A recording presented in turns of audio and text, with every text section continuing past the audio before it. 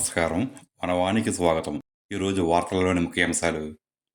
వెంకటేశుని కళ్యాణానికి యువరాజు అలంకృత కొబ్బరి బొండాలు.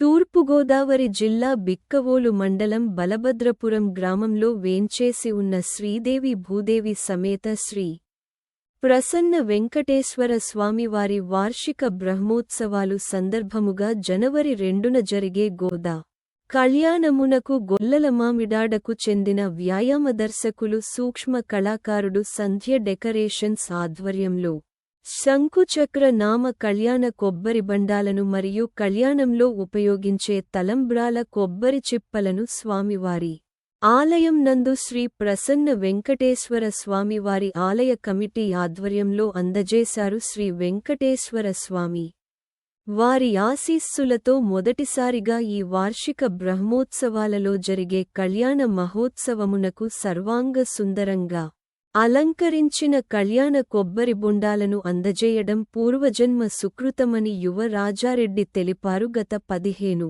సంవత్సరాలుగా గొల్లలమామిడాడ మరియు వివిధ జిల్లాలలో ప్రసిద్ధి చెందిన ఆలయాల్లో జరిగే కళ్యాణ మహోత్సవములకు అలంకరించిన కొబ్బరి బండాలను సమర్పిస్తూ వస్తున్నామని యువ రాజారెడ్డి తెలిపారు. ఈ సదావకాశాన్ని కల్పించిన కమిటీ వారికి ప్రత్యేక కృతజ్ఞతలు తెలియజేశారు. ఈ కార్యక్రమంలో బలభద్రపురం గ్రామానికి చెందిన వెంకట కృష్ణారెడ్డి దంపతులు, ద్వారంపూడి తేజ మాధురి, శ్రీ ప్రసన్న వెంకటేశ్వర స్వామి వారి ఆలయ కమిటీ సభ్యులు, భక్తులు పాల్గొన్నారు.